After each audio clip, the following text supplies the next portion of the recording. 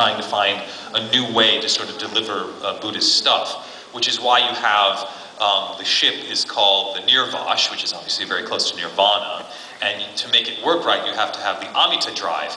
Well, the Amita Buddha is the big Buddha that sits in Kamakura in Japan, and he's the Buddha of immeasurable radiance, and he's the one where you say Namu Amitabutsu, Namu Amitabutsu. This is the little phrase that you say as a Mahayana Buddhist to get to Sukhavati, which is his land of bliss. And then when they do that, they have the 7 swell effect. Well, in Kundalini Yoga, you have 7 chakras. And so, there's stuff, all this stuff in there. And when you start unpacking it, you're like, oh, interesting.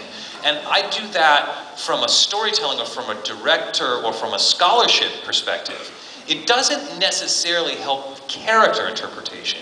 There are plenty of actors who are able to play their characters fantastically well and have no concept of the world they're working in.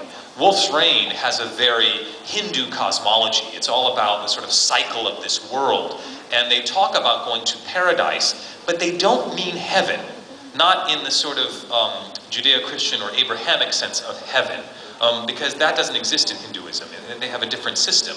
So there is a point where one of the characters reaches something that seems like heaven in the sort of biblical sense, and they go, no, that's not paradise. Well, if that's not paradise, what is paradise? And so from a directing standpoint, that's important to know. But from an acting standpoint, you don't necessarily need to know that. And I doubt any of the voice actors in Wolf's Rain understood that Wolf's Rain has Hindu cosmology behind it.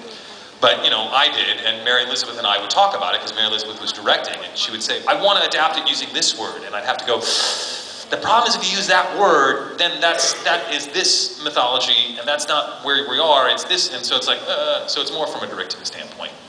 Thank you. Blah.